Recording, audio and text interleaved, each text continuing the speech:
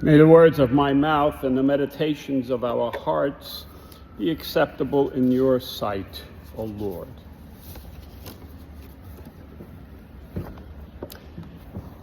My father was born in Brooklyn.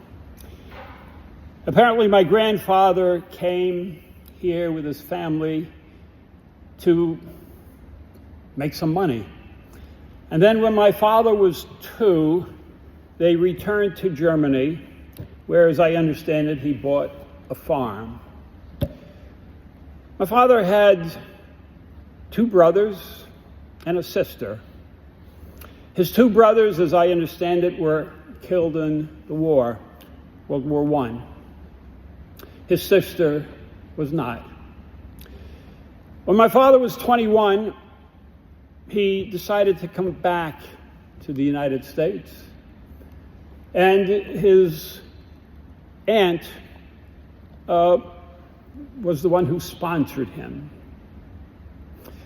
His sister, Alma, my aunt, we called her Tante. Tante is the word for aunt in German. Tante Alma had 4 children. She had a son and 3 daughters. The son eventually married an Irish girl, lived in Ireland.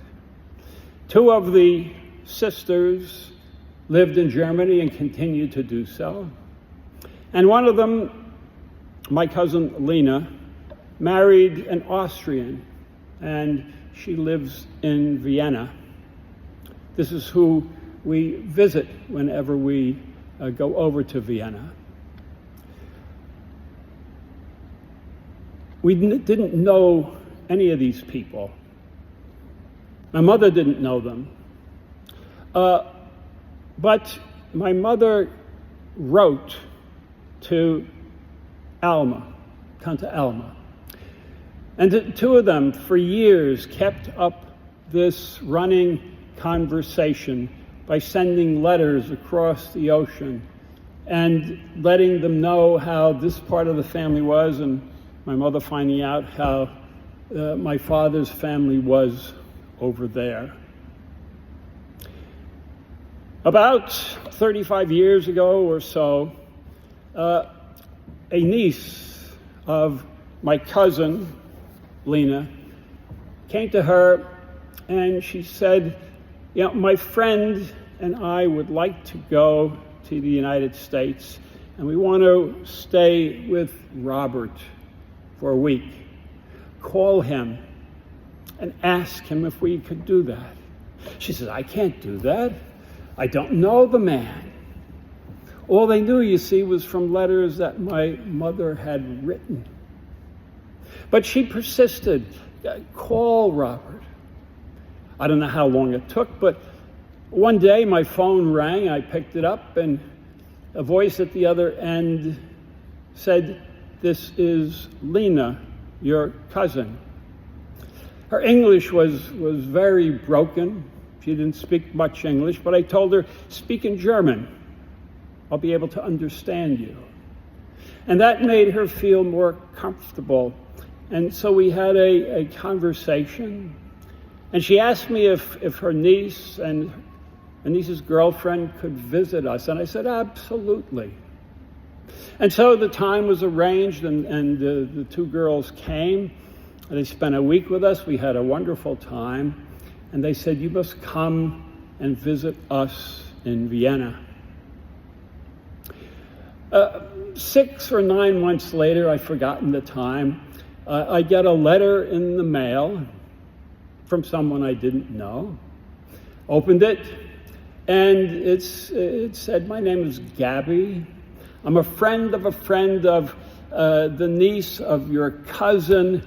I have to study in New York City for, and I forget if it was 4 weeks or 6 weeks, but it doesn't matter. Do you know any place where I could stay? Well, of course I do. You could stay by us.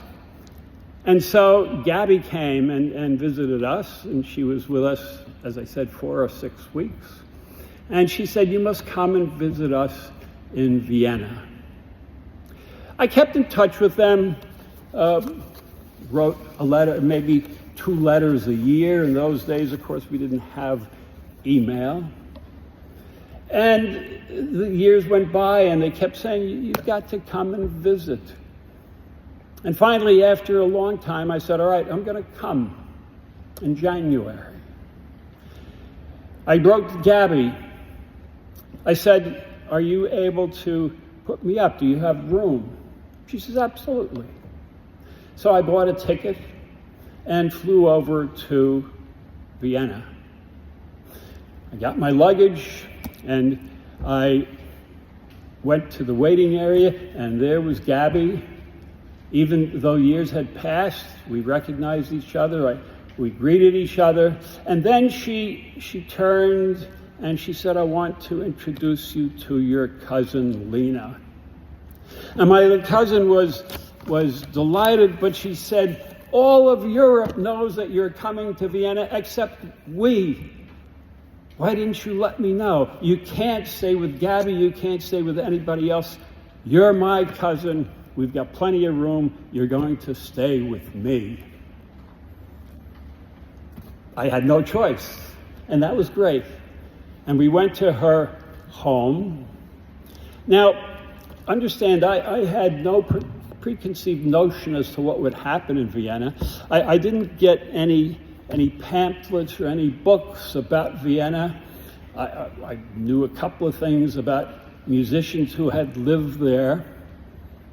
But I had no place that I really wanted to go and see. I was going there to visit friends. And so it was with my cousin. I always felt there was 2 ways in which to get to know a place. You could go and you could visit this place and that place and another place, and it's like that old movie, if today is Tuesday, then this must be Amsterdam. You run around. The other is to just stay in one place and get to know the people. And that's what happened. My cousin did take me around. She took me to the castle Schönbrunn, which is the place where Mozart, as a young boy, played. And the Empress there took him on her lap. And she took me to other places in the area. But we spent time talking, getting to know each other. She said, I used to ask my grandmother, where is America? And the grandmother would say, well, where the earth meets the sky, that's where America was. And she had this notion in her head that everybody in America was rich. Like we go into the bathroom and turn on the faucets, which were gold-plated, that kind of thing. She thought we lived in mansions. And I explained to her, I said, no, that was not the case. We live better, perhaps, than you because we didn't have the destruction of buildings that Germany suffered. But I did not grow up in a rich family. I remember when I was a boy, my mother gave me a toy and she said, Robert, here's your toy. Don't break it. If it breaks, you can't get another one because we don't have the money.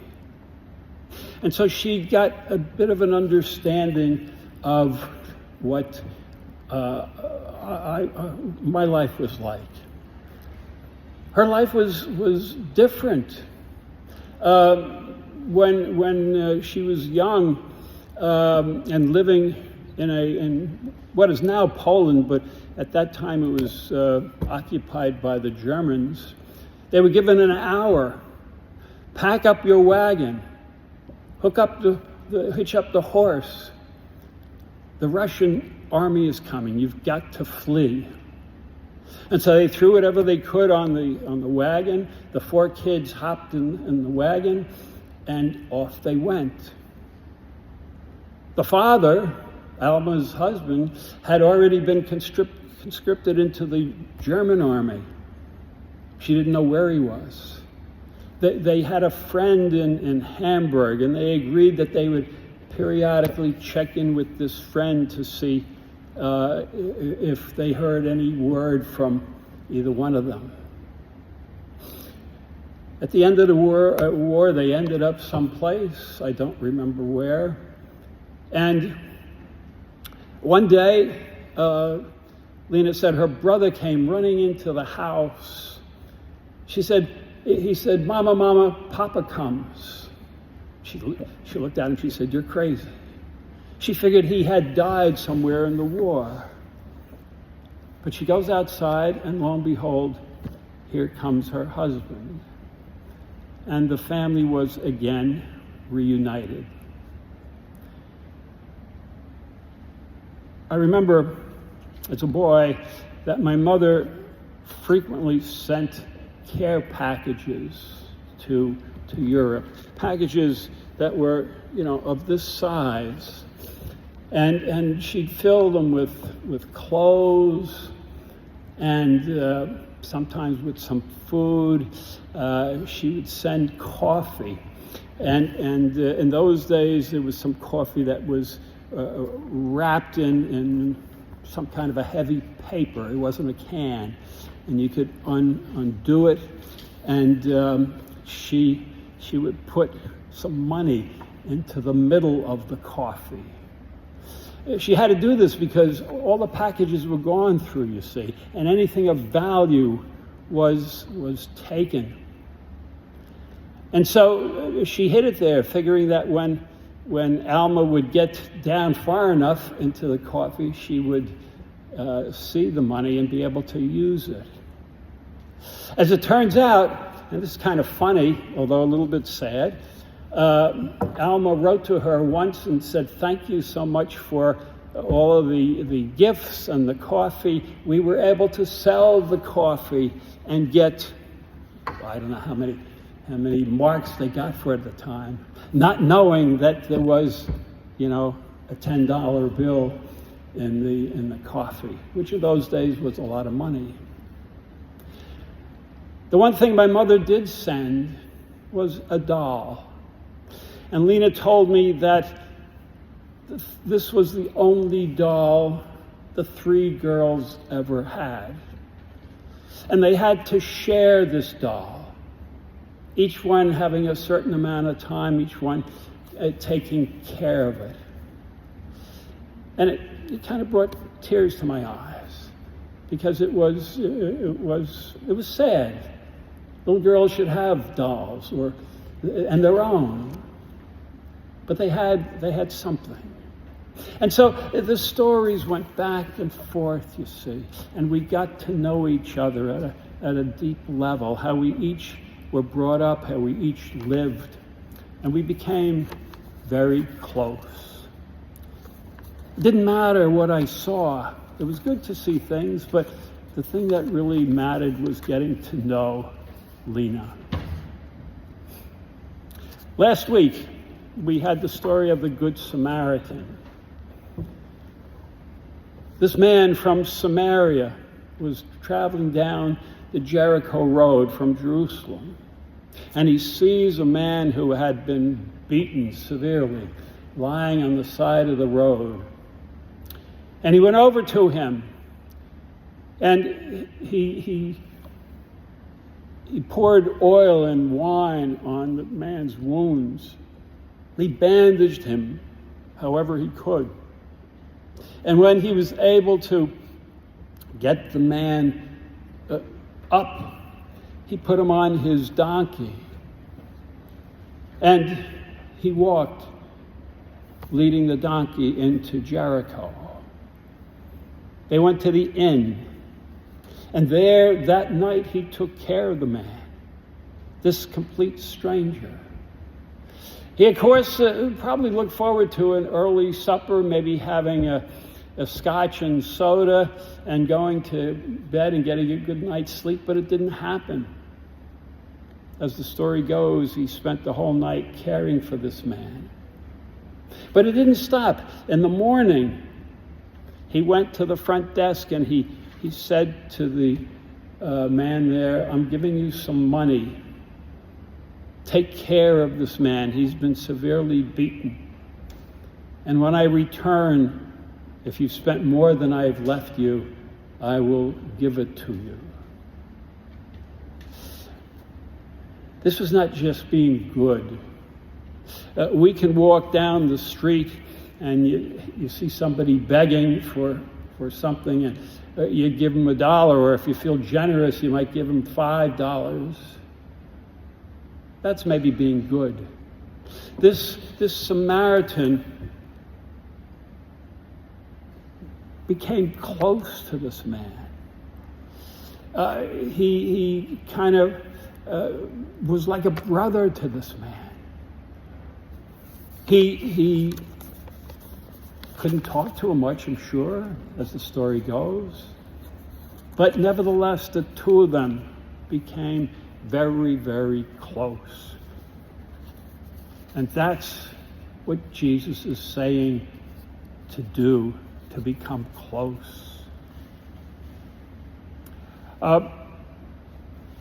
In our story today, our gospel, Jesus visits the home of Martha and Mary. And Martha wants to make a nice meal and get everything all set.